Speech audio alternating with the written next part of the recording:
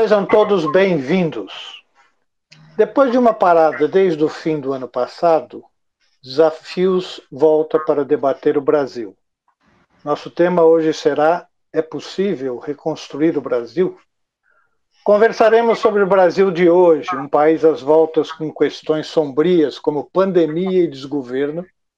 Como o Brasil poderá ou não ser melhor amanhã, dos pontos de vista econômico, político e social?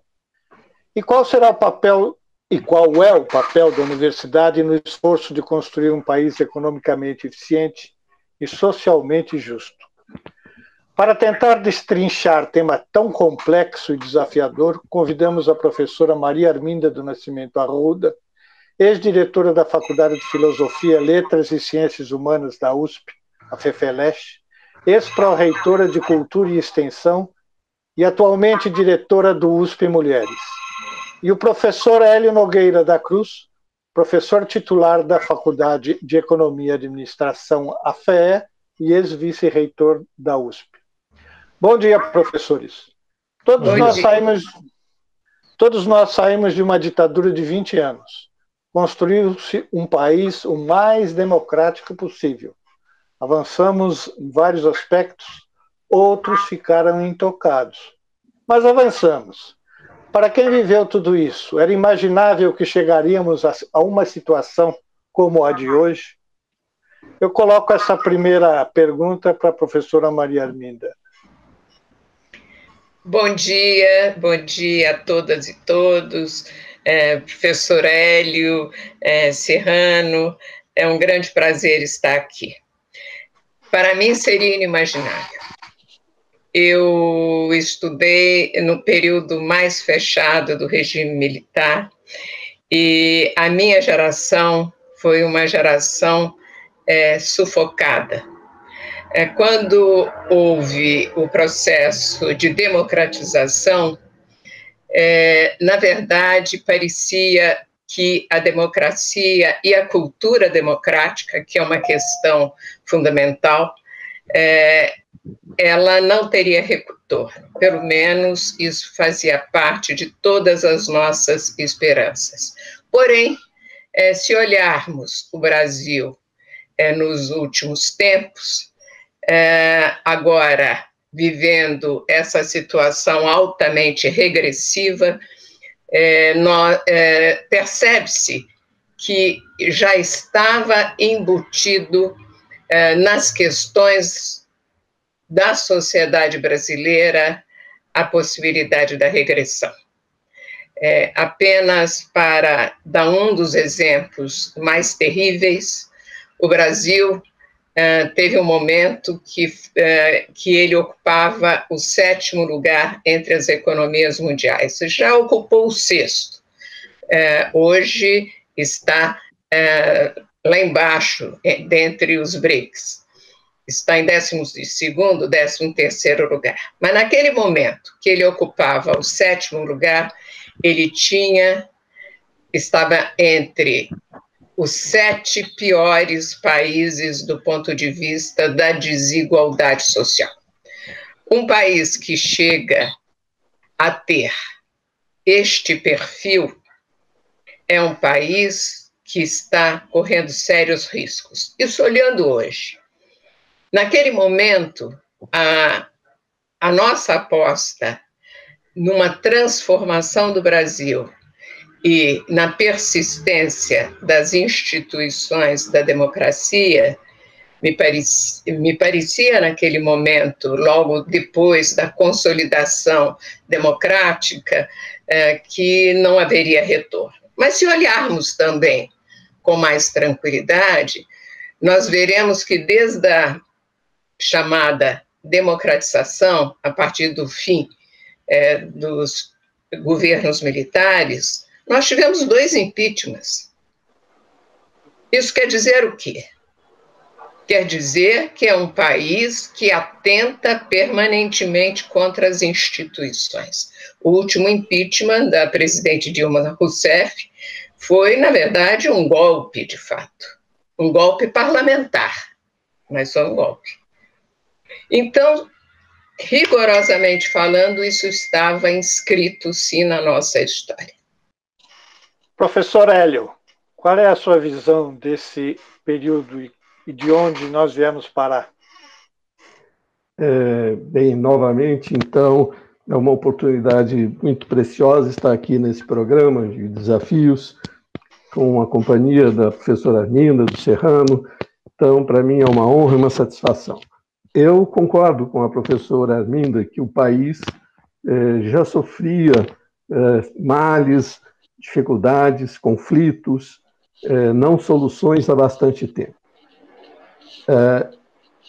Do ponto de vista econômico, nós tivemos grandes momentos de crescimento, do começo dos anos 50 até os anos final de 70, depois tivemos uma década perdida, período de prosperidade posterior, e recentemente, talvez nos últimos 20 anos, nós estamos crescendo muito menos em termos internacionais do que os asiáticos mais importantes.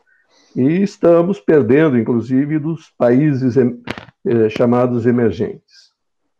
No caso do Brasil, houve um crescimento muito pequeno quando se olha uma série mais longa a partir dos anos 80. Alguns momentos de alto e outros de baixo. A última década foi muito ruim, o nosso desempenho foi muito ruim. E o período mais recente, nós tivemos 2 anos de crise, 2015 e 2016, com queda de 3,5% e 3,3% do PIB, 3 anos de crescimento um pouco maior do que 1%, o ano passado queda de 4,1%, e esse ano deve ser pior que o ano passado. Quer dizer, o grande indicador de produção mostra um desempenho amplamente insatisfatório no período mais recente. Somente alguns poucos setores tiveram um desempenho mais favorável, como a agricultura, e talvez a área de pesquisa científica tenha tido um avanço importante no período mais recente. Mas o fato é que nós confirmamos aquele período de 500 anos de péssima distribuição de renda. Esse é uma forma, é um dos nomes gentis para falar da pobreza generalizada do país. Nós temos, hoje, 45 milhões de pessoas precisando de um apoio miserável de R$150 por mês. Então, isso dá medida da péssima situação de uma grande parte da nossa população. Quando a gente tem um estresse adicional, eu não gosto de falar em inglês, mas a palavra estresse parece adequada nesse momento, todo o sistema é fortemente pressionado pela pandemia. Então, a área econômica começa a ter uma queda ainda mais importante, a pressão política é enorme, sobretudo sobre as nossas instituições. Então, para manter um pouco de otimismo, eu sou uma pessoa de temperamento otimista, eu espero que esse momento seja rico de lições. Lição de que a democracia não está assegurada. Aliás, está mais ameaçada, talvez, no momento, do que desde a abertura econômica. As ameaças que a gente ouve hoje às instituições não têm precedentes para a nossa geração. A ideia de planejamento, ou de falta de planejamento, volta a frequentar nosso ambiente. Quer dizer, a desarticulação que há na área de saúde pública, de saneamento, de educação, das contas públicas, também não tem precedentes na nossa história. A valorização da racionalidade, do planejamento, se impõe. Mas, para não dar um tom demasiado pessimista, eu queria lembrar que a pandemia gerou um grupo de grandes vencedores, que são os que trabalham na área científica. As vacinas, a conquista das vacinas, num prazo tão curto de 1 ano, é uma vitória absoluta da ciência, afinal de contas. Então, eu espero que o país aprenda que tem que se planejar, que valorize sua democracia, que valorize os seus gastos de pesquisa e desenvolvimento que vinham caindo há pelo menos 4 ou 5 anos, que valorize a educação, que valorize os seus cientistas, afinal de contas. Foram eles, com a sua inserção internacional, que estão oferecendo a única janela para sair dessa pandemia. Passado esse período, certamente nós vamos passar do período da pandemia, a experiência histórica internacional mostra isso. Está demorando, dessa vez o ciclo é mais demorado, a Europa está falando da terceira onda, vai demorar ainda, não temos vacina para todo mundo é em escala planetária dessa vez. Então, embora saibamos que as vacinas são úteis e vão ser aprimoradas, há um desafio de chegar vacina para todo mundo em escala planetária. Isso vai exigir algum tempo, pelo menos alguns anos, 2, 3 anos no mínimo. Então, nós vamos viver com a sombra da pandemia, com esta crise econômica que ela gera por bastante tempo ainda. Então, a miséria tem que ser tratada. Espero que a gente aprenda a tratar melhor esses 45 milhões de pobres, de miseráveis. A palavra distribuição de renda é um dos nomes dessa miséria. Talvez não seja tão aguda quanto esses outros nomes que eu estou lembrando. Mas espero que a gente cuide melhor das crianças, dos nossos miseráveis, do que nós estamos fazendo aqui. Então, essas poderão ser lições que, a partir disso, teremos um país muito mais aceitável, sobre todos os pontos de vista. Vai demorar ainda, mas eu espero que a gente tire lições positivas. Democracia, gastos em pesquisa e desenvolvimento, apoio aos miseráveis, aos pobres, com educação, e também sem sacrificar a modernidade. Nós só podemos ter um evento como este aqui porque a digitalização está permitindo, e ela vai ter alcance muito importante na área de comércio, finanças, educação, saúde, entretenimento, cultura, e daí transportes, agricultura, e daí para frente. Aí vai ser criado um novo mundo que eu espero que a gente consiga aproveitar essa trajetória positivamente. Paro por aqui neste momento. Professora Maria Arminda, o que aconteceu em termos de sociedade brasileira, em termos de choques, em termos de prevalência de áreas, em termos de falta de atendimento de necessidades, para nós chegarmos neste ponto que levou a este choque que nos coloca neste ponto extremo que nós estamos neste momento?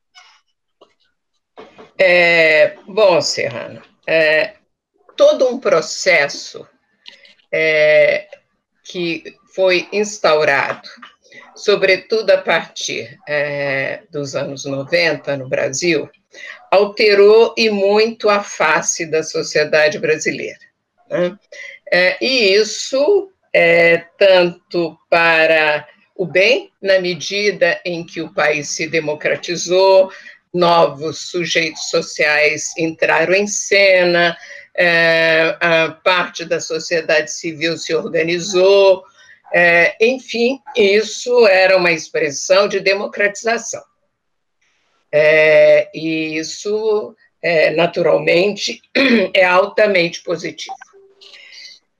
Mas a modernização brasileira, que já é muito anterior, ninguém pode esquecer que, durante o regime militar, houve um processo de deslocamento populacional no Brasil, coisa que a Europa levou mais de um século, foi feito em poucos anos. Basta ver o que aconteceu com as grandes cidades. São Paulo, Rio, enfim, as grandes cidades brasileiras. O Brasil hoje é uma sociedade urbana. Esse processo de deslocamento populacional da zona rural, do campo para as cidades. E se a gente olhar dados sobre a urbanização, mas, sobretudo, sobre a periferização, a favelização no Brasil, o crescimento foi um crescimento exponencial, assustador. Em poucos anos, nós tivemos a explosão das cidades, mas as cidades elas não são espaços de acolhimento dos novos. De verdade, foram espaços de afastamento daqueles chegantes. E isso é preciso entender que este movimento rompeu uma coisa, para me aproximar da sua questão, que era parte da sociedade brasileira, que eram as formas de solidariedade social instaladas nas estruturas tradicionais brasileiras. Isso quer dizer o quê? Contingentes altíssimos de pessoas. Isso tem a ver com a maneira como se fez a modernização no campo e etc, etc. Seria uma outra discussão importante, certamente. Essas pessoas foram deslocadas para os grandes centros. Ali, as maneiras e as formas que elas tinham de relacionamento foram totalmente desmontadas, e não se produziu uma estrutura de empregos que pudesse atender as pessoas. Isso já começou no regime militar, né? Que foi um movimento de modernização, porque o regime militar no Brasil foi modernizante, foi modernizador, diferente, por exemplo, da Argentina. Né? E, às vezes, eu brinco dizendo que nós somos reformistas até na ditadura. Agora, com a questão atual, com o governo atual, eu acho que isso desapareceu. Nós somos regressivos mesmo, não tem nada aqui de avanço. Isso operou na sociedade brasileira. Todavia, o processo de desenvolvimento, ele produziu um setor médio,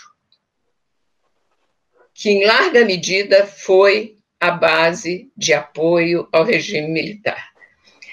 Então, a classe média se expandiu, não a classe média tradicional, uma nova classe média, e aqueles que chegaram, os chegantes, não tiveram uma incorporação na estrutura do emprego, até porque isso não foi feito pela via mais importante, uma das vias mais importantes de dirimir desigualdades, que é a educação. Ao contrário, a educação brasileira, o São Paulo, por exemplo, tinha um modelo de educação pública. Hoje, nós temos uma situação na qual os alunos que frequentam as escolas públicas brasileiras ficam em desvantagem na hora de ter acesso às grandes universidades. Frequentemente, não têm acesso. Bom, então, isso não aconteceu, quer dizer, a incorporação dos novos e uma incorporação pela via da educação. Quando a gente chega, digamos, no período de democratização, ali, e eu quero dizer, sobretudo nos anos 90, aí eu falo como socióloga, possivelmente o Hélio possa não concordar, ele tem uma opinião muito mais abalizada do que eu neste campo. Ali, o que foi feito a partir, por exemplo, durante o governo Fernando Henrique Cardoso, um governo modernizante, etc., foi uma tentativa de fazer um ajuste do Brasil, digamos, à dinâmica internacional, com perda de estrutura produtiva no Brasil.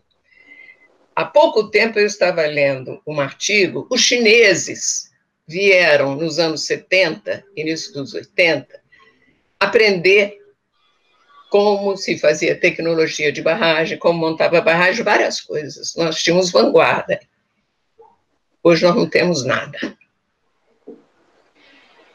Ora, o Brasil começou desde o governo Collor a viver uma onda liberalizante, sem que esses grupos desassistidos pudessem ter um apoio, um amparo e políticas de inserção.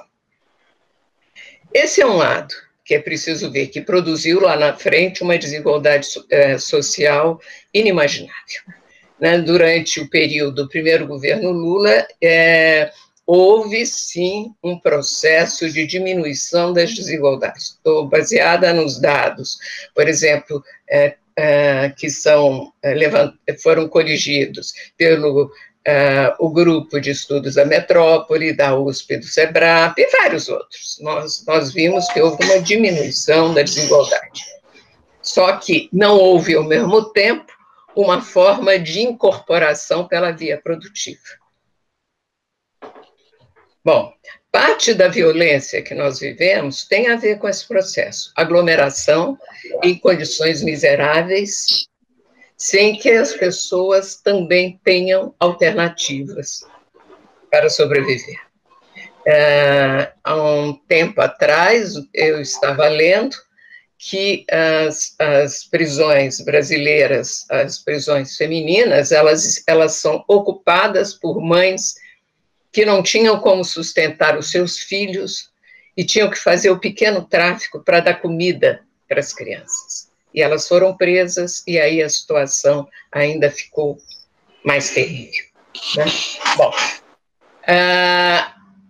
e, ao mesmo tempo, essa questão ela se aprofundou nos últimos anos, por causa da crise econômica, porque não se construiu saídas no campo educacional.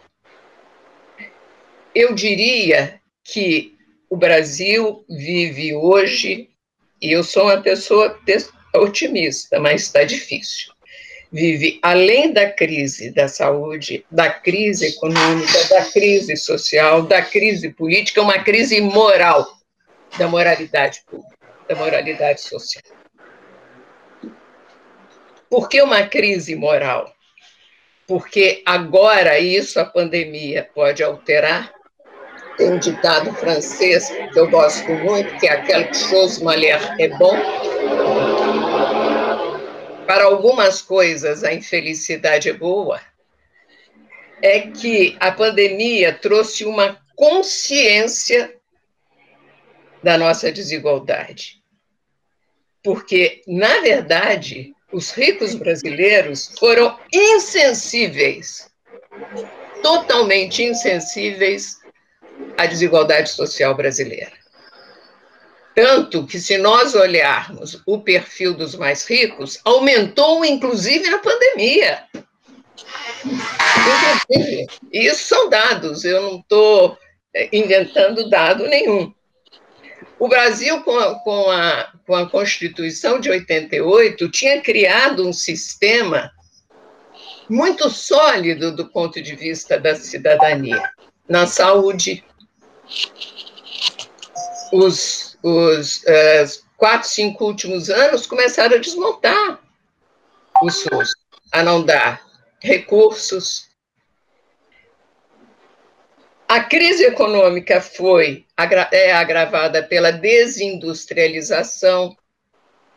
É interessante perceber que o primeiro governo Dilma foi um governo com políticas econômicas muito complicadas, erráticas, mas ela tentou voltar a um paradigma a enfatizar a industrialização.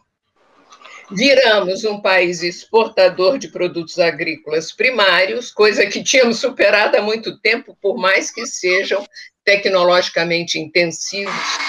Aí eu acho que teria uma oportunidade para o Brasil, já que nós somos esse celeiro do mundo, teria investir em tecnologia para essa agricultura avançada, mas com selo brasileiro isso não foi feito. né, o governo mesmo, Lula, ele surfou no crescimento do agronegócio.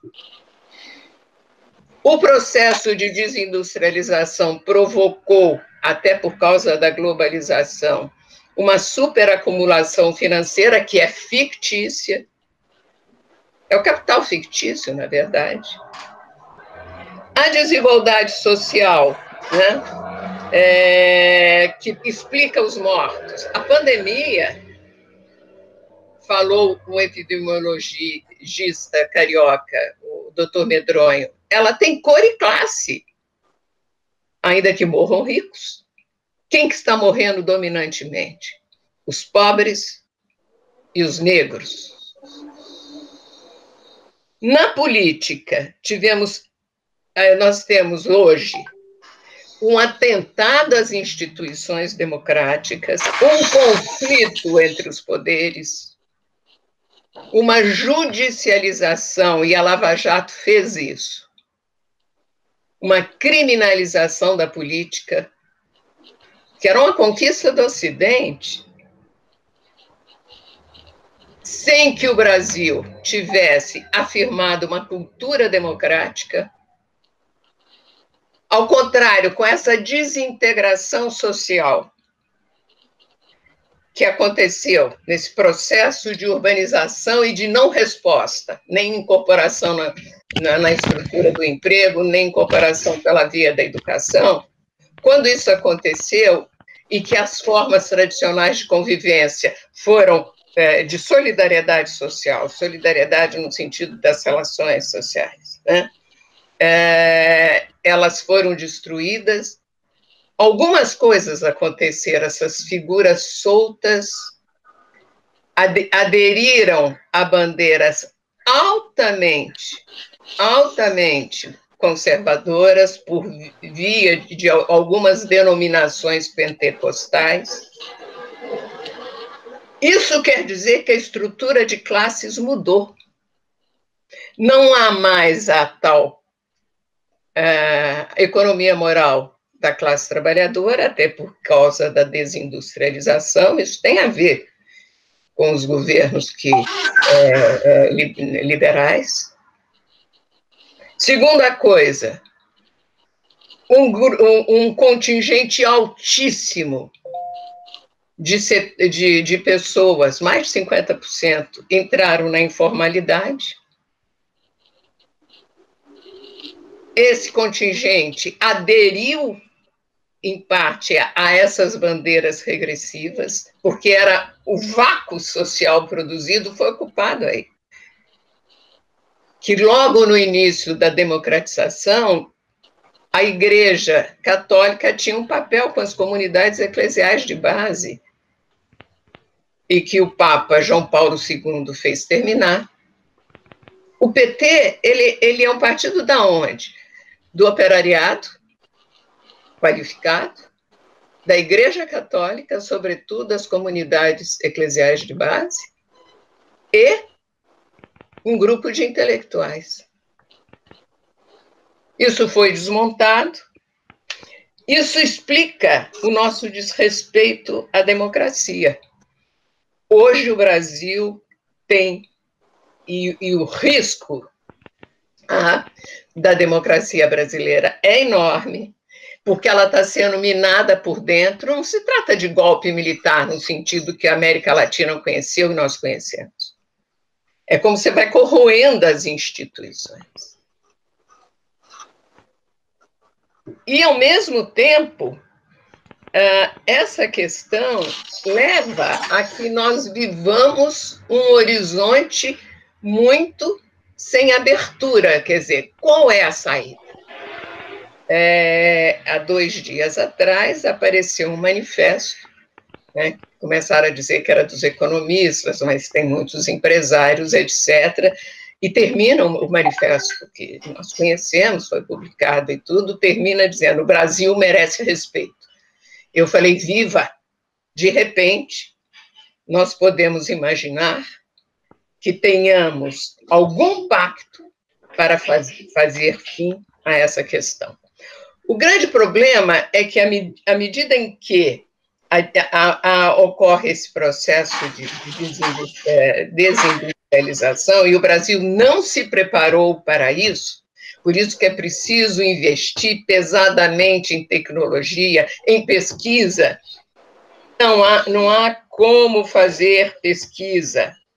Não há como fazer pesquisa se não tiver investimento pesado. Não há como fazer pesquisa se não pensarmos áreas articuladas.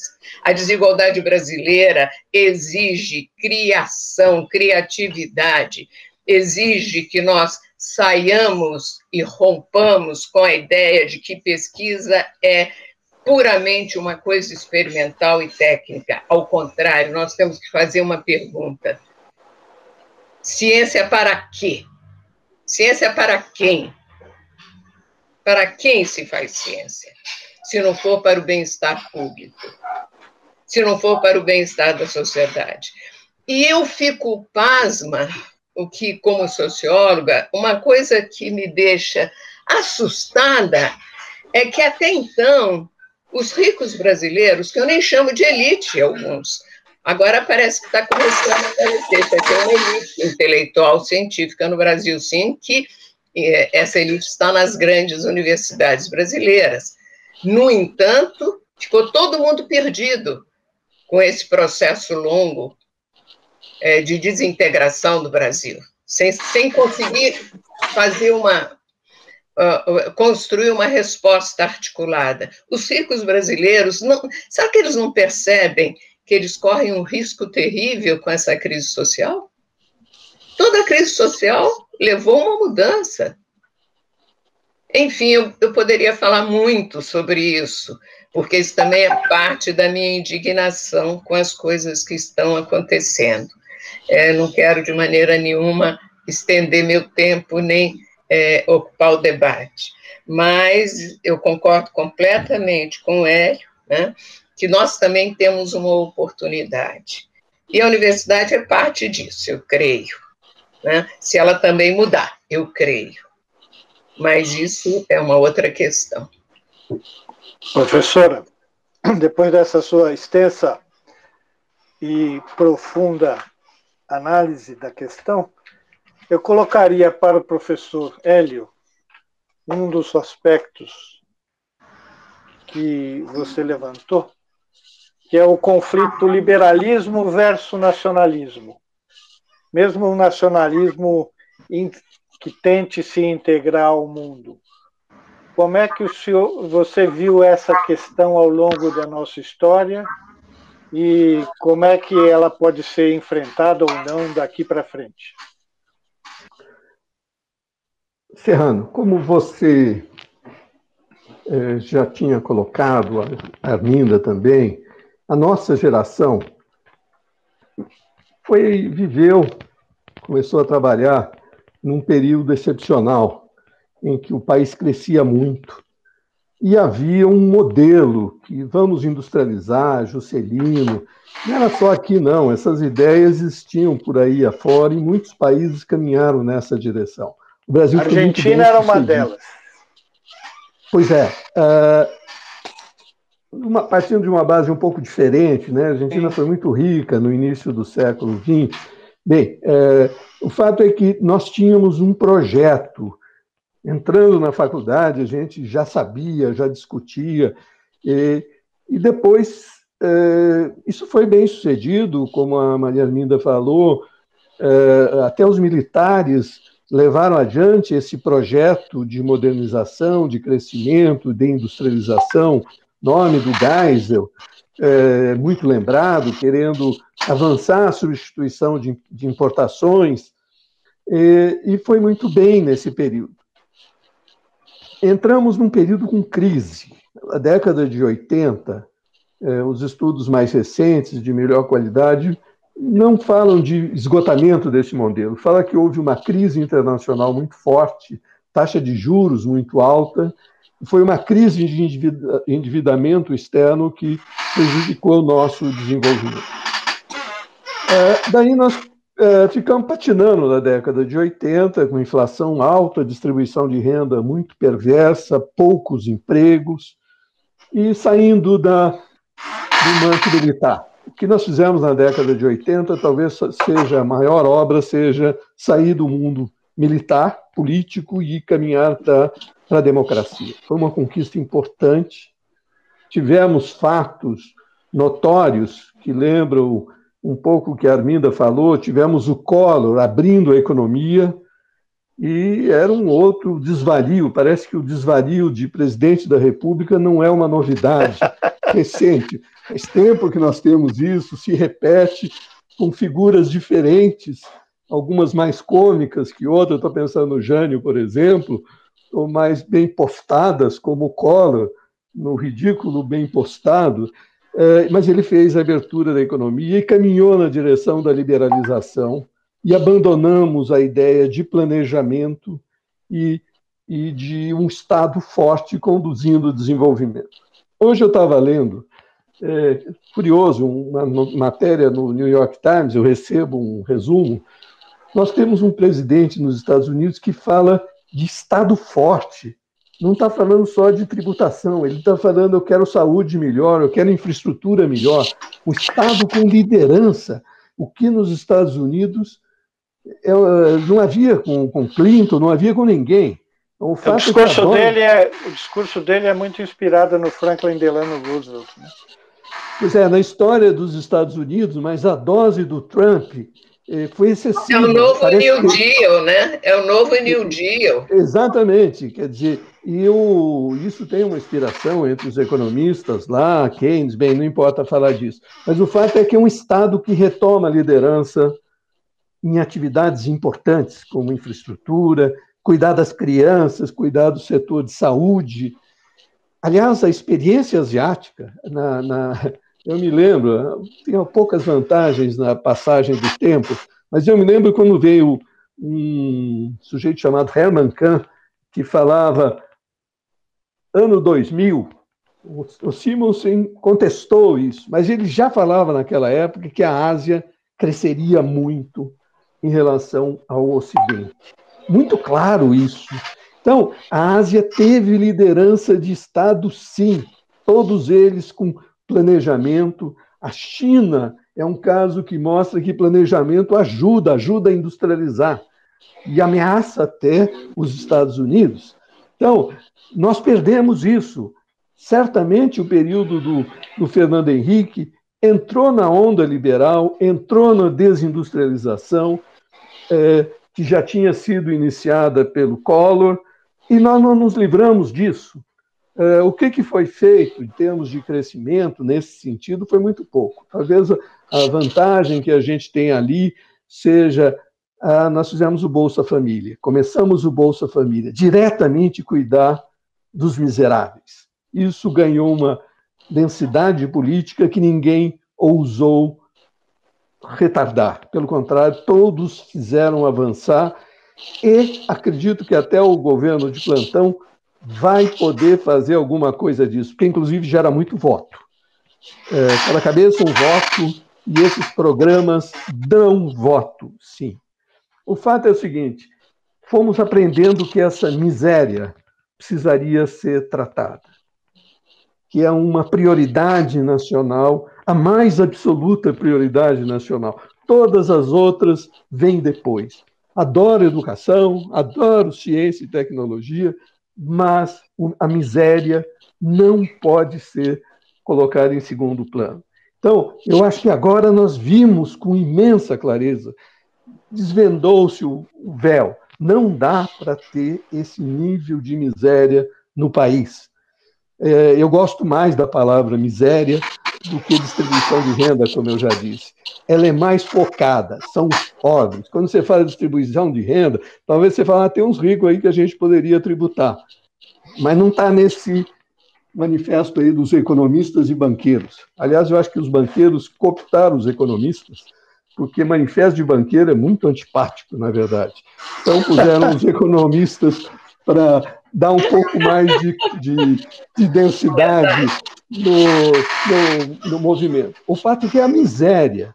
Nós não temos saneamento básico. Isso é uma vergonha nacional há muito tempo. Então, eu espero que essas coisas se imponham. Escancarou-se a miséria. A miséria vota.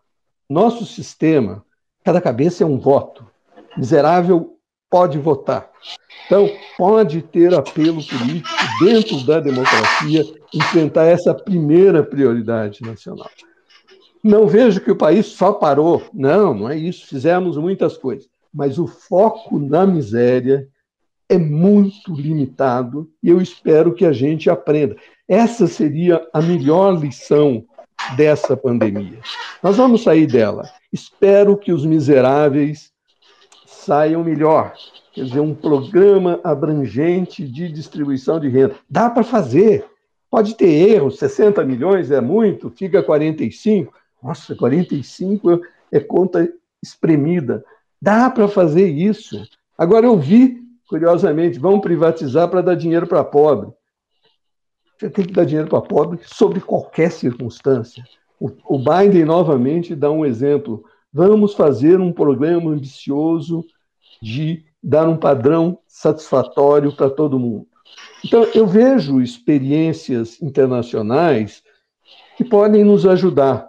A do Biden, a ênfase em meio ambiente, que acabamos não falando, mas fez parte das horror que o país se caracteriza. O país é um horror. Estou pensando no apocalipse agora. É o horror absoluto. É isso que nós estamos vivendo. Espero que a gente aprenda com isso. Não é tão difícil. Perdemos, aliás, nesse período de horror, a falta da indústria ficou clara. Nós não temos capacidade, abandonamos a capacidade de fazer o IFA, aquele insumo básico para vacinas. Nós sabíamos fazer isso. Foi desarticulado, foi desmontado. Felizmente, o Butantan e a Fiocruz ainda existem e saem fortalecidos, eu acredito. Espero que a gente aprenda que algumas coisas são de interesse nacional. Saúde, em certos elementos, é prioridade nacional. Não é para entregar para o exterior. Você põe um governo de plantão que entende mal a questão e fica negociando detalhes e não compra vacina. Isso é de uma aberração absoluta. Mas se nós tivéssemos essa reflexão que está associada à indústria, a planejamento, nós estaríamos numa situação muito melhor agora.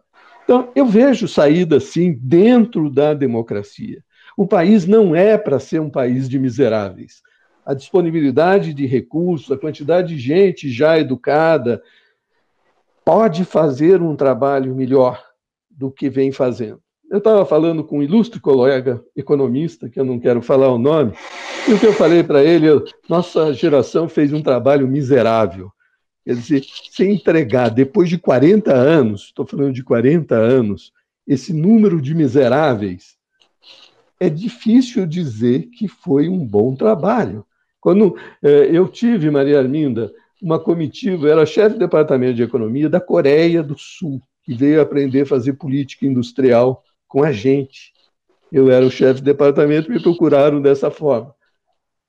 Nós perdemos a capacidade até de ir à Coreia para aprender com eles hoje. Desarticulamos tudo isso. Então, a nossa geração não fez um trabalho maravilhoso, não.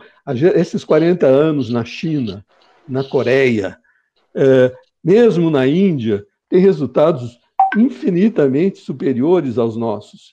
Em 2 gerações, 20, 25 anos cada uma delas, dá para transformar o país. Nós não fizemos isso. Eu entrei na faculdade fim de 68, para ser preciso. Então, quando eu falo a minha geração, eu estou pensando nesse período. Fizemos um trabalho miserável. Talvez a grande conquista tenha sido a democracia e algumas ilhas de modernidade, mas é muito pouco quando se olha a experiência asiática mais recente. Então, eu acho que a gente pode aprender, sim, que se tornou intolerável aquilo que às vezes chamava antes de mazelas, nossas mazelas. Eu acho que reconhecer politicamente isso pode fazer uma mudança importante. Vejam, nós temos alguma capacidade de resolver alguns problemas, quando a gente olha, Maria Arminda, eu concordo com você, mas usar um impeachment é uma aberração, mas eram umas figuras também que ficavam difícil, com talvez uma exceção.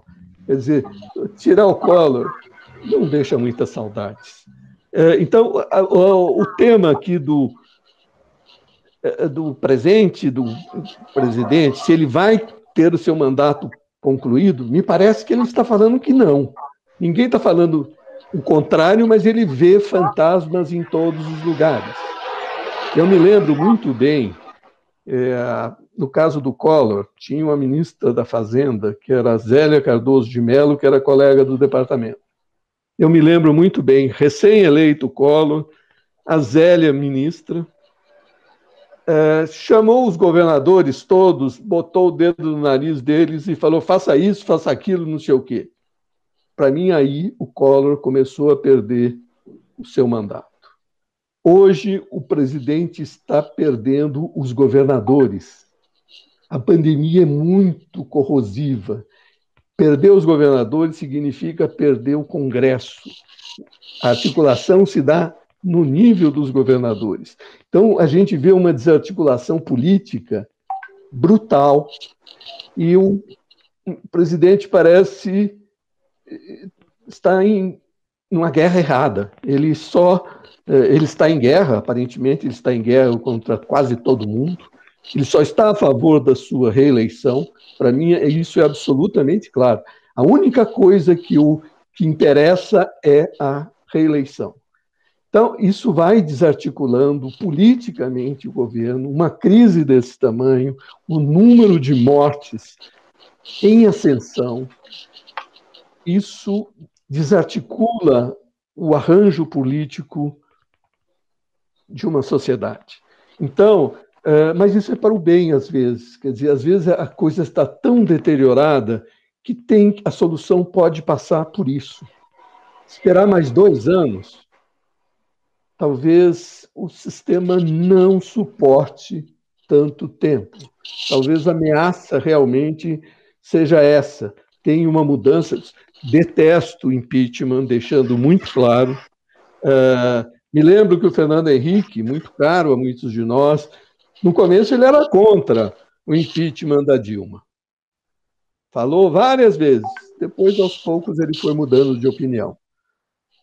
Tão querido líder político também não votou no Haddad. Nos jogou nessa aventura do Bolsonaro. Eu não segui a liderança do Fernando Henrique nesse caso. Mas eu votei no Haddad. É isso que eu quero dizer. Não fiquei em branco, porque eu acho que... Eu também. Também, professor universitário. Não cabe botar em branco numa situação como aquela. Mas, então, eu acredito que virá alterações importantes.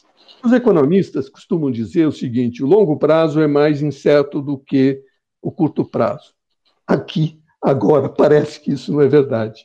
A incerteza hoje, com esse governo, com essa pandemia, é tão grande que está gerando uma insatisfação generalizada, que pode gerar resultados muito inesperados.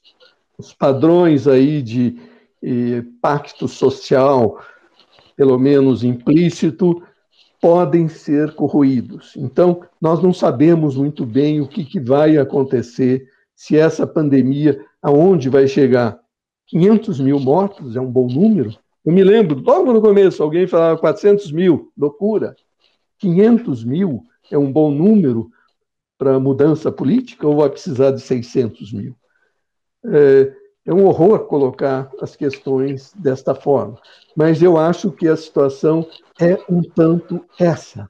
Quer dizer, a capacidade de resolver problemas urgentes, de grande impacto, como que nós estamos vivendo hoje, tem que aparecer uma resposta minimamente satisfatória. Senão o sistema rompe, ele entra em colapso mesmo. E não acredito que um golpe militar ou coisas desse tipo seja o caminho da solução. Eu acho que nem está sendo preparado nessa direção. Eu acho que nós estamos preparando, na verdade, o impeachment, novamente. 3 dias atrás eu não diria isso, mas hoje me parece que está no horizonte algo desse tipo novamente. Sou contra, não gosto. Mas o tamanho da encrenca é tão grande que alguma coisa será feita. Eu diria, alguma coisa será feita, sim. Então, é um mundo aberto. Meu otimismo é depois deste momento. Este momento agora é muito imprevisível e espero que perdas do que nós construímos penosamente ao longo de muito tempo, em termos educacionais, o SUS está dando uma resposta boa, a classe médica está dando uma boa resposta, é emocionante até o que eles fazem. O nosso aparato científico está indo bem, a educação não. A educação é muito prejudicada e não vejo nenhuma articulação política para melhorar a nossa educação neste momento de pandemia. É tudo muito precário, desarticulado, você não consegue ver nada. Aquilo que nós tínhamos ainda, encerrando, uma visão de longo prazo, que hoje está difícil manter, mesmo na educação. Que educação mesmo que nós estamos falando, a privada, que está sendo desmontada também dentro dessa crise econômica. Claro que essas coisas não se destroem com tanta facilidade. Há resistências. As pessoas formadas, estão em processo de formação, não vão perder tudo o que foi construído. A infraestrutura que nós construímos também não será completamente dilapidada. Mas a gente precisa fazer a nossa parte. A gente olhar para... Foi falado aqui da Argentina. A Argentina sempre foi um exemplo de decadência, de perda de capacidade de articulação política, de governança política, de levar adiante seus projetos. Então, vai deteriorando. O Brasil ainda não é uma Argentina. Eu acho que não vai ser. Mas espero que, passada a pandemia, ela tem uma lógica própria, ela vai passar. A gente não só vai contar os mortos, mas encontrar soluções para que as nossas mazelas mais importantes sejam tratadas de forma séria, de forma adequada. E recursos, falo com toda a convicção, nós temos. Temos recursos para tornar esse país muito melhor. Em prazo curto, 10 anos, dá para fazer um país completamente diferente do que nós vimos nos últimos 10 anos. Isso não é prazo muito longo para uma reflexão de economista e, acredito, que de sociólogo. Mas nós temos que fazer alguma coisa. Não dá para esperar votar nulo, votar em branco. Vamos construir candidaturas, se for o caso, e votar se nós tivermos eleição nesse prazo que é o constitucional do país. Então, eu não queria sair daqui falando o seguinte: sim, viramos mais pobres, mais concentrados em termos de renda, mais miseráveis e nada. Eu acho que dá para falar mais do que isso, propor coisas que vejo pouco apresentadas. Parece que nós estamos vivendo um desespero coletivo e propostas mais substantivas são muito poucas. Mesmo esse manifesto aí tem pouca proposta. Está proposta só de pandemia. Não tem mais nada além de pandemia nessa proposta. Verdade. Quer dizer, eles não podiam falar lá de tributar os ricos? Opa, os banqueiros estavam lá assinando, né? Seria mais complicado para fazer isso. Mas Professor Hélio, pegando carona nesse trecho da sua fala, além desse brutal no sentido de forte programa de distribuição, não distribuição de atendimento, de recuperação da miséria, não seria necessário, paralelamente, uma recuperação do aparato produtivo do país, da indústria, enfim, para geração de riqueza, para produtividade, para você entrar no circuito mundial com alguma capacidade de competir e fazer parte desse mundo digital ao qual estamos condenados? Veja, eu tenho uma opinião que está longe de ser consensual entre os economistas. Mas no momento de pandemia e que atingiu todos os países, afinal, gastos emergenciais para atender os deslocados, desempregados, sem renda, aconteceu em todo lugar. A dívida pública, que se faz isso com dinheiro público, cresceu em todos os países. Então, eu faria isso imediatamente. Não esperaria recuperação de indústria e recuperação de nada. Vamos fazer um programa desse tamanho. O Biden está fazendo isso. Sim. Tem economistas liberais falando, não, está excessivo, mas que tem que ser muito grande, que implique endividamento forte, no curto prazo, com juros baixos. Dá para fazer. Aliás, essa é a grande mensagem keynesiana lá atrás. Faça esses projetos. E o nosso caso aqui é mais barato ainda, porque esse projeto cuidar de pobre é usar gente para cuidar de pobre, gente desempregada. Não é usando muitas divisas, não. Nós temos reservas para fazer isso. Então, eu faria imediatamente um projeto desse tipo, dessa envergadura, e vamos recuperar a nossa indústria, nossa capacidade produtiva. É intolerável a gente não poder produzir vacinas aqui, porque não tem IFA. Isso é muito pouco. Dá para fazer. Eu sou membro lá do Conselho Fiscal do Butantan. Eu tenho algum conhecimento por isso. Nós já tivemos capacidade de fazer IFA. Isso foi desmontado com data, Fernando Henrique. Dentro do monte de coisa que se desmontou. Vamos fazer isso? Vamos fazer vacina. O mundo todo quer fazer vacina. Hoje está difícil comprar máquina para fazer vacina. Não é só o IFA. O Butantan está expandindo a sua capacidade e uma dificuldade é essa. Não tem máquina. Todo mundo está querendo fazer vacina hoje. Então, por que não? Sabemos fazer isso. Tem a Fiocruz, tem o Butantan.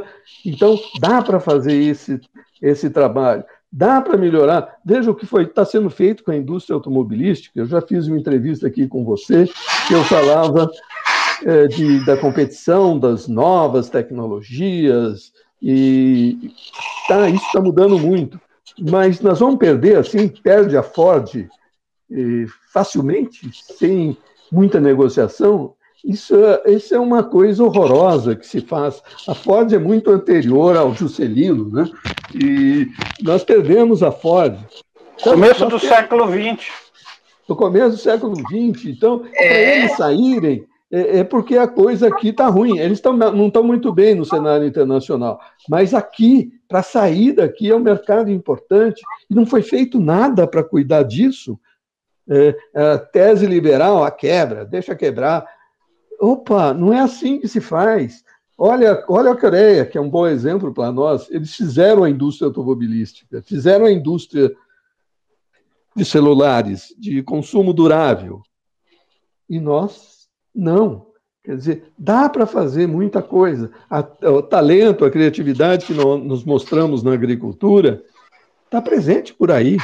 Agora, o que a gente vê são tentativas epidérmicas, empreendedorismo, um monte de coisas que, em si, não bastam para fazer a reversão do jogo. E a universidade tem aí um papel muito importante, principalmente a Universidade de Ponta, pública, paulista, de ter um papel mais forte nesse debate. Eu vejo muito nossos colegas da medicina participando de todo o debate, mostrando competência, ajudando a equacionar a questão. Ponto para eles, uma beleza o trabalho que eles fazem. Agora, em muitos outros setores, eu não vejo a mesma capacidade. Não vejo, infelizmente, o vigor, a proximidade da fronteira, a ambição de fazer algo mais rico, mais ambicioso, não vejo espalhado em outras atividades. Então, a própria educação também não vejo projetos ambiciosos na área educacional. Temos, Arminda? Não vejo. Você vê, Serrano? Não. Não vejo, não tem. Hélio, você tocou no... Eu concordo completamente com tudo que você falou, mas você tocou num ponto que eu acho fundamental. A universidade, já há um tempo, está recuada diante dessas questões. É claro que, de pleno acordo, por exemplo, quando a gente pensa na recuperação da estrutura produtiva... Deixa eu só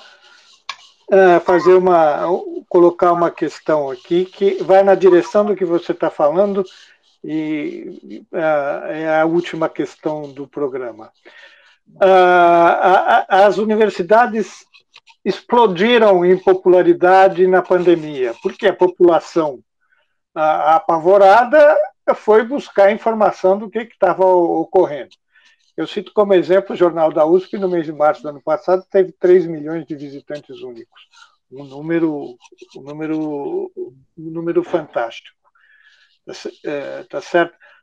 Mas, passada esta necessidade de combate à pandemia, ao qual a Universidade de São Paulo e todas as universidades estão se entregando a fundo, voltando a uma normalidade de vida que esperamos que voltemos, qual deve ser o papel da universidade para manter esta visibilidade e a importância dessa contribuição em todas as áreas para o desenvolvimento do Brasil? Essa eu deixo como pergunta final para vocês dois, Maria Arminda como primazia para responder. Então, Serrano, é uma continuidade do que o Hélio estava falando. Eu, de fato, concordo completamente com a análise do Hélio. Se nós pensarmos a universidade, o Brasil do futuro está sendo concebido agora. E isso também é uma concordância que eu tenho com o Hélio. Quer dizer, a crise, nós chegamos a um tal nível de profundidade da crise, quer dizer, um presidente que não tem condições de ser presidente. Ou ele tem que ser tutorado, ou ele tem que ser impedido, não tem que ser, no fundo, afastado. Porque se continuarmos desse jeito, nós estamos perdidos, porque é no momento de uma crise de tal ordem que o país exige liderança. Então, eu acho que a universidade é um dos atores da recuperação, desde que certas coisas sejam feitas. Vou dar alguns exemplos rápidos. Nós falamos muito da desindustrialização, né? Como a universidade pode, com o seu conhecimento, com as pesquisas que faz, etc., investir na manufatura complexa, que é a questão da indústria, e que já é presente, o famoso 4.0. Isso é fundamental, por quê? E uma pesquisa como essa, que implica tecnologia, implica recursos, ela implica, ao mesmo tempo, projetos que sejam interdisciplinares. E isso eu não percebo, às vezes, na universidade. O Hélio falou uma coisa que eu também concordo. Quer dizer, como a área médica foi para a cena, né, e atuou, às vezes, em condições horrorosas, e, ao mesmo tempo, esclareceu, etc. Ao mesmo tempo que a universidade ganhou força e a chamada ciência, então fala-se, eu estou de acordo com a ciência. O que significa essa ciência? Fica um negócio tão abstrato que não convence, às vezes, as pessoas por isso. Não, eu faço a ciência. Vamos qualificar os termos. Se nós não qualificarmos, isso fica parecendo uma noção tão abstrata e de uso político fácil que não se entende direito. Então, o que diante disso, é necessário, eu acho, que a universidade? É operar e atuar como instituição. Porque individualmente a gente opera, a gente fala, o Hélio falou, a gente escreve, etc. Num momento, e isso já há um certo tempo, em que as coisas ficaram tão nubladas, a voz individual vale, mas ela perde força, porque nós temos duas forças sobre a universidade. De um lado, ela ganhou proeminência diante da crise. De outro lado, ela nunca foi tão atacada, de todos os lados, desde as CPIs. Você tem políticos de São Paulo que não entendem o papel da USP. Eu fui lá numa CPI, acompanhando o professor Varran, o reitor, o nosso reitor, em relação à violência contra mulheres. Pessoas não têm ideia do que seja a universidade depois da USP já ter passado por CPIs. Quer dizer, colocar uma instituição como a Universidade de São Paulo, que é uma conquista inimaginável num país tão desigual como o Brasil, está entre as grandes universidades do mundo. Que esforço foi feito? Esforço de muitos da sociedade de São Paulo, mas não só, de quem estava lá também. E isso eu acho que a universidade veio perdendo, né? Afirmar o seu lugar institucional. Vou dar alguns exemplos para talvez deixar isso um pouco mais preciso, né? A universidade fez políticas inclusivas e afirmativas. E eu acho que isso foi um ganho da universidade. Porque quando a educação é a forma de fazer um processo de diminuição, de construir um movimento de diminuição das desigualdades. Agora, aí a gente tem que fazer outras perguntas. Como oferecer condições para essas pessoas continuarem na universidade? Quer dizer, como permitir que essas pessoas que chegam por meio de cotas variadas, sociais, étnico-raciais, etc., da escola pública, possam permanecer. Qual a política de permanência? Quando eu fui diretora da faculdade, eu gastei mais de 40% do orçamento, que era pequeno, só com políticas afirmativas, porque a Faculdade de Filosofia aderiu às cotas e ela fez muito bem, mas a Faculdade de Filosofia sempre foi pró-cotas. Então, você tem que fazer políticas de permanência, mas aí você tem que pensar as estruturas do emprego.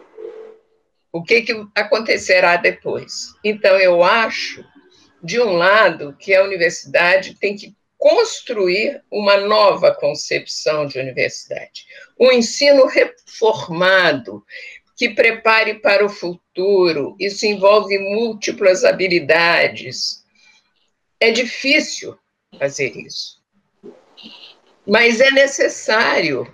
As antigas profissões, elas estão todas em processo de questionamento. No nível da ciência, da chamada ciência, que virou essa coisa abstrata, eu não vejo, às vezes, essa concepção Grassar. Estou falando como USP, porque eu sou uma uspiana e tenho uma adesão à USP e tenho um afeto pela minha instituição.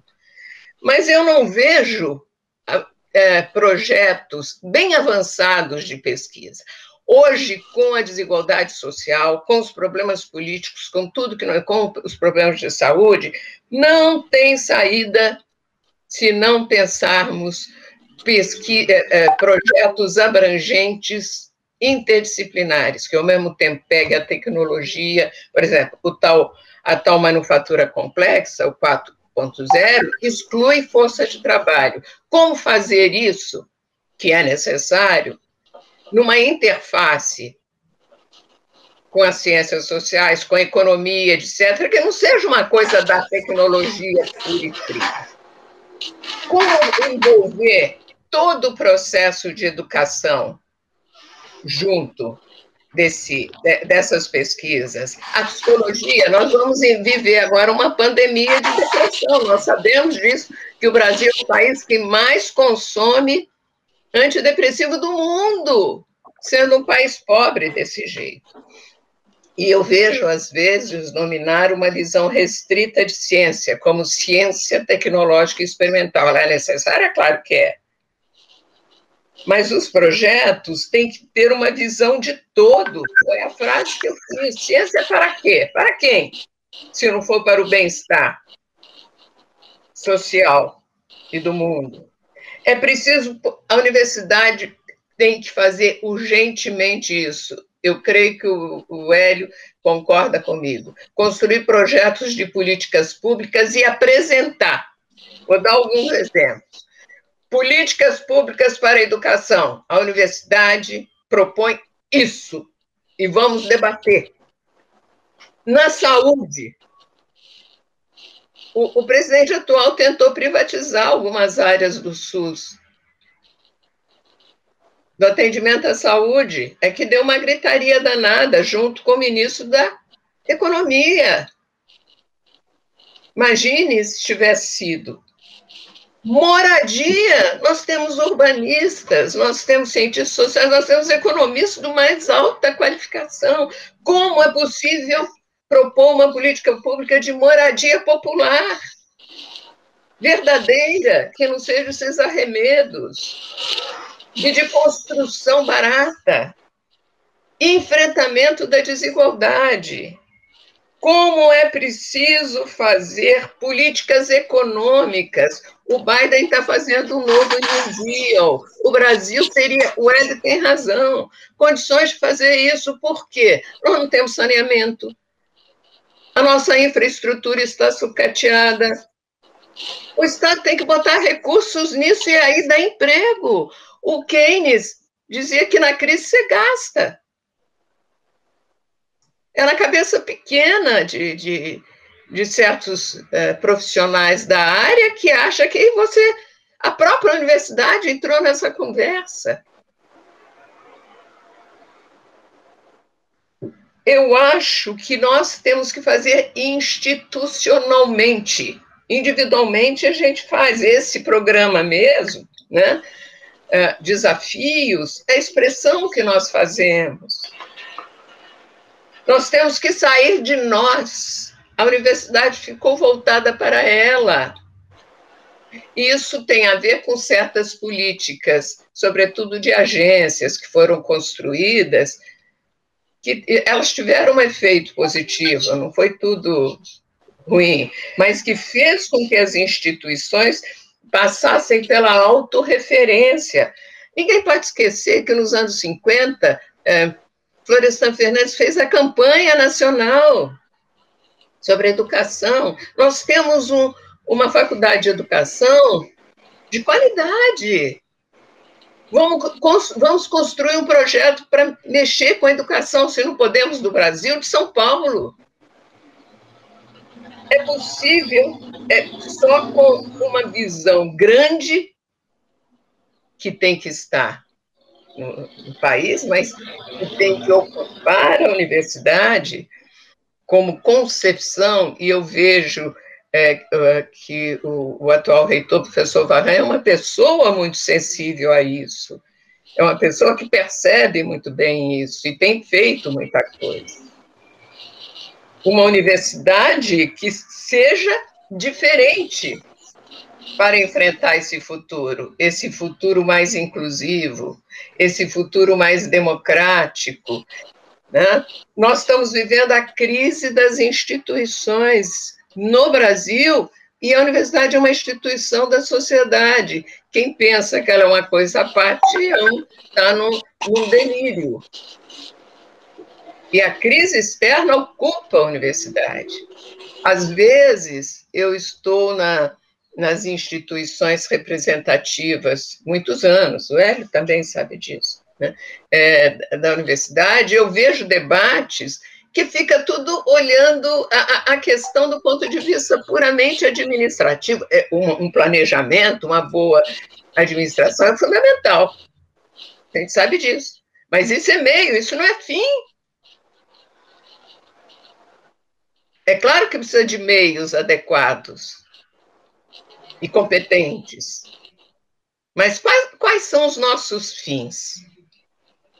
Eu acho que se essa crise horrível, né, nós parece que estamos vivendo uma razão louca, para voltar ao que o Hélio falou, né? Nós estamos vivendo uma razão louca nesse país. Se essa crise horrível desse país, que ela pode ser ultrapassada no futuro, eu acho que a universidade é um ator central nesse processo.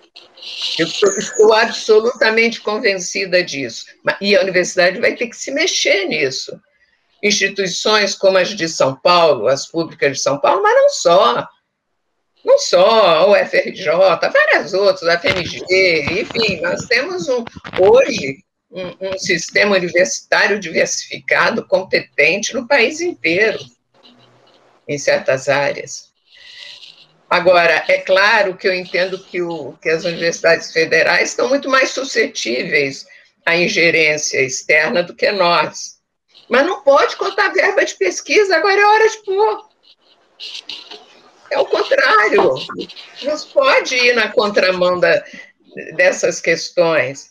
Olha, eu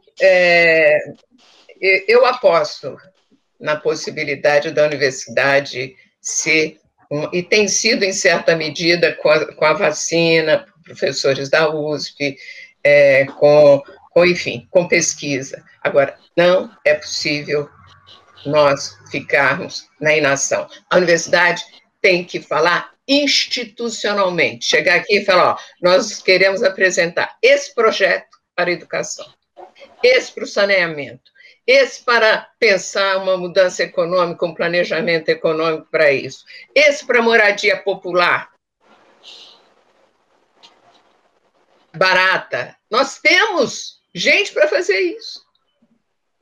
Agora, a universidade também, e as agências de financiamento do Estado, sobretudo, têm que botar recursos nisso. E eu espero que uma iniciativa privada tenha a grandeza de fazer isso agora, colocar recursos na pesquisa, nessas coisas. É o que me parece.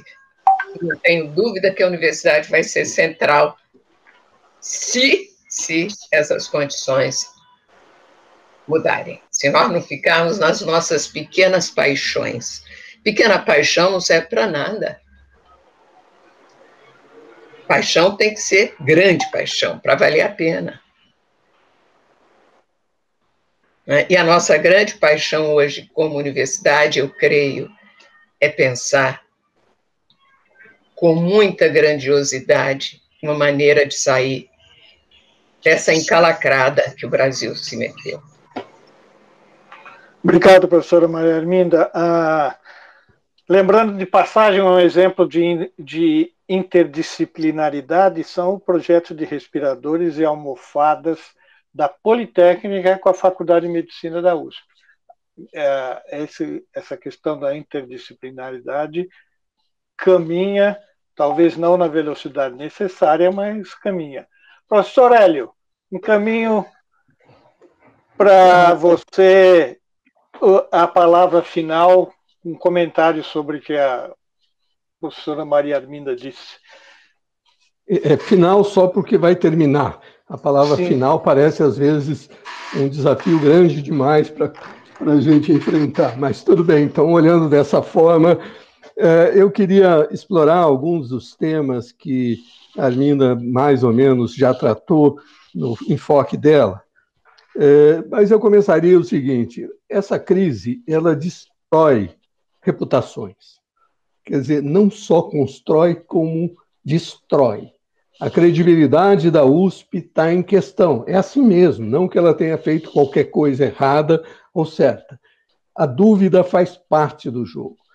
Boa parte da reflexão sobre ciência, que ela tocou também, parece que ciência só é o very, very hard, aquele negócio de um laboratório com certas características muito tecnológicas, e há muita polêmica dentro desse ambiente. Ela não é uma verdade absoluta, inquestionável.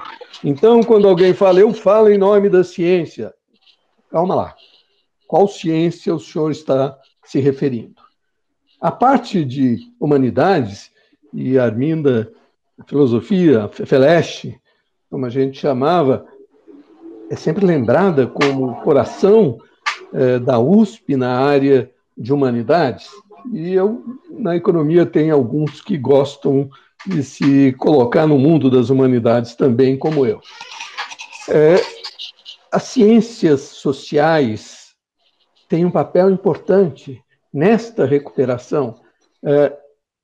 A Arminda falou, a USP teve luminares na política, na condução do país, e o berço seguramente era a Fefeleche naquele momento. Então, ali surgiu ideias, reflexões, movimentos, e ainda hoje é o berço de boa parte da origem dos líderes desses segmentos. Então, a USP não pode deixar de reconhecer-se como um polo de reflexão sobre ciência que inclui ciências sociais.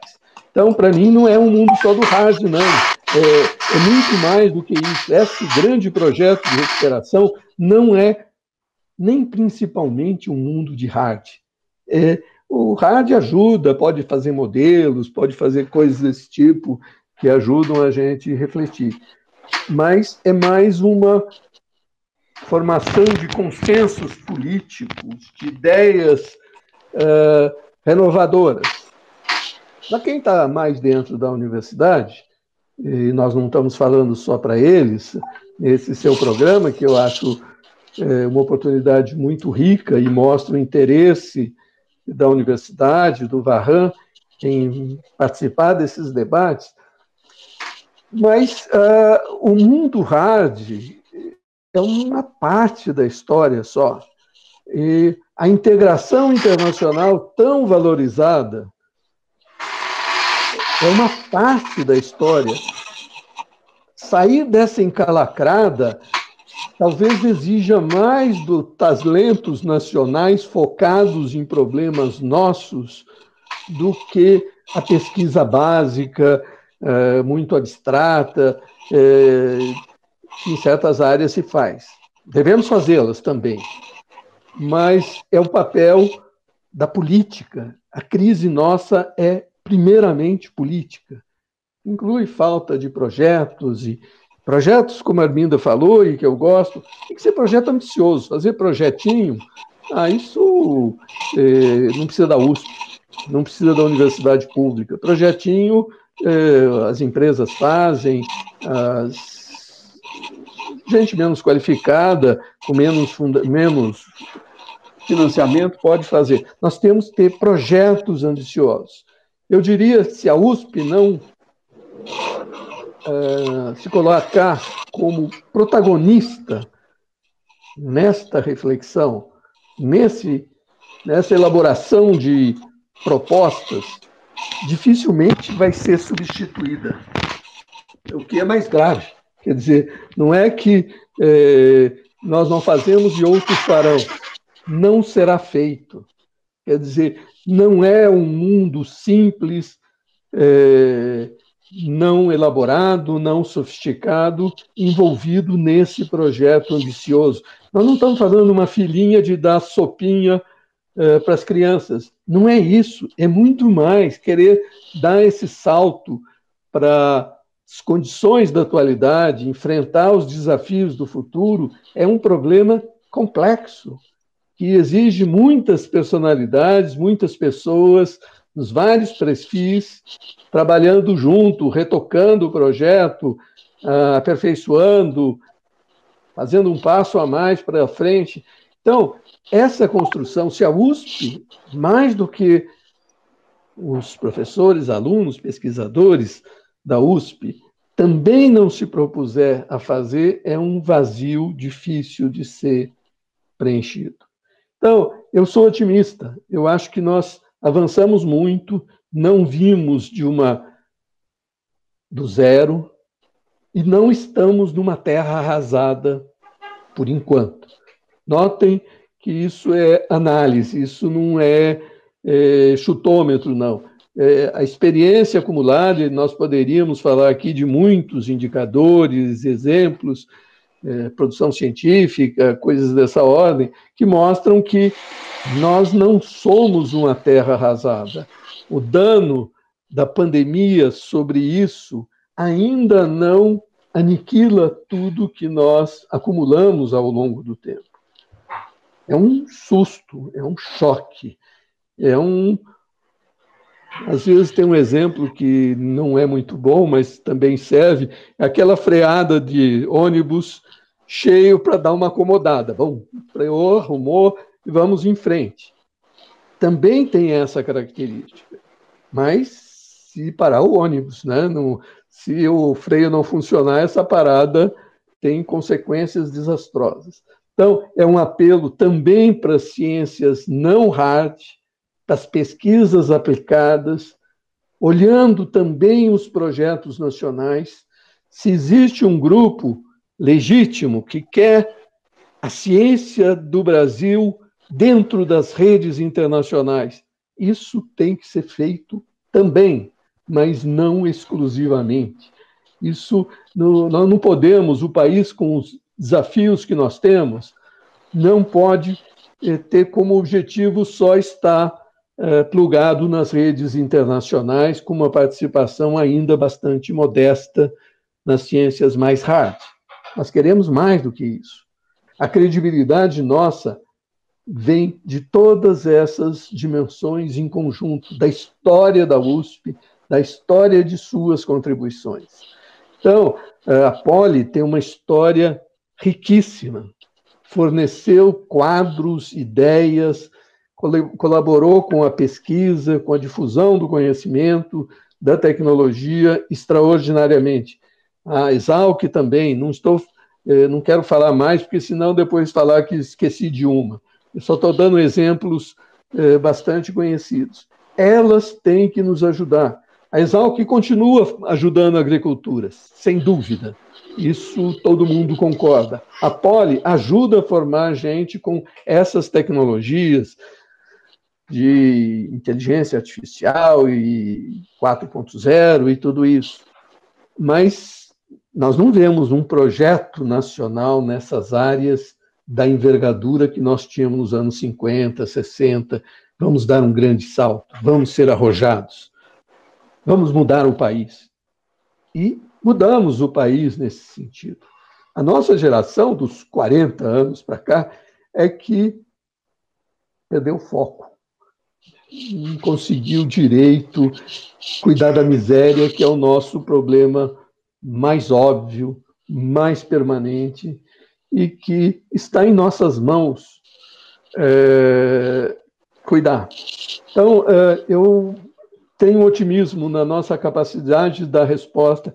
A universidade é o caminho da solução, certamente, com pesquisa, com ensino, com extensão, comunicação com a sociedade. Agora, todos nós não podemos nos esconder. Tem que ter, inclusive, um projeto institucional bastante avançado. E para o bem da ciência, não estou falando só para o bem da sociedade, até para a própria ciência, é importante que a sua credibilidade se sustente, que a sociedade saiba reconhecer a sua contribuição. Eu não tenho dúvida que, hoje em dia, com a pandemia, a USP saiu-se muito bem na foto. A credibilidade dela ajudou muito para a difusão das ideias mais importantes, para a defesa das ideias importantes, para fazer políticas importantes. Para a pandemia, nós servimos.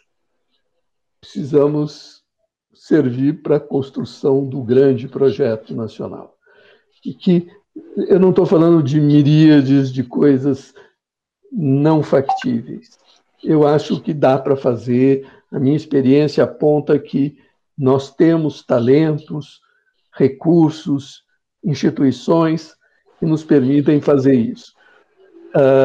Então, eu acho que, mantendo como as minhas primeiras palavras e também da Arminda, eu sou otimista por temperamento, mas também sou otimista pelo que eu vejo. Dá para fazer muita coisa, sem deixar de reconhecer que alguns outros estão fazendo muito mais do que nós, como a Coreia, como a China e agora os Estados Unidos, nos seus projetos. Nós temos que olhar esse pessoal... A própria Índia, né, Hélio? A própria Índia. Quem diria? Eu sabia porque estava lá nos corredores do Butantan. Imagine que a Índia vai oferecer vacinas para o mundo. Isso é um fato notório para quem vive nesse ambiente. Faz bastante tempo que a Índia faz isso, que a China faz isso. Então você fala, puxa, que gozado, né?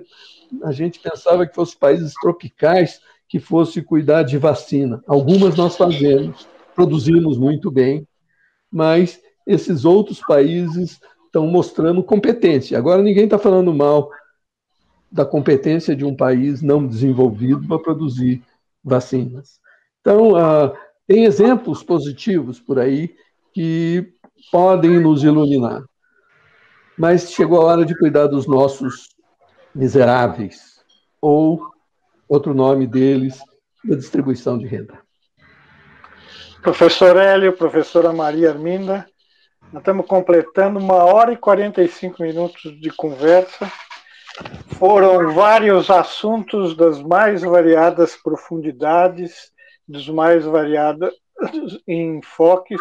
Nós poderíamos continuar por mais 3 horas para debater os problemas infinitos do Brasil. Eu quero registrar meu profundo orgulho de ter mediado este debate. Espero que colabore muito para que a gente consiga enxergar caminhos para este nosso país.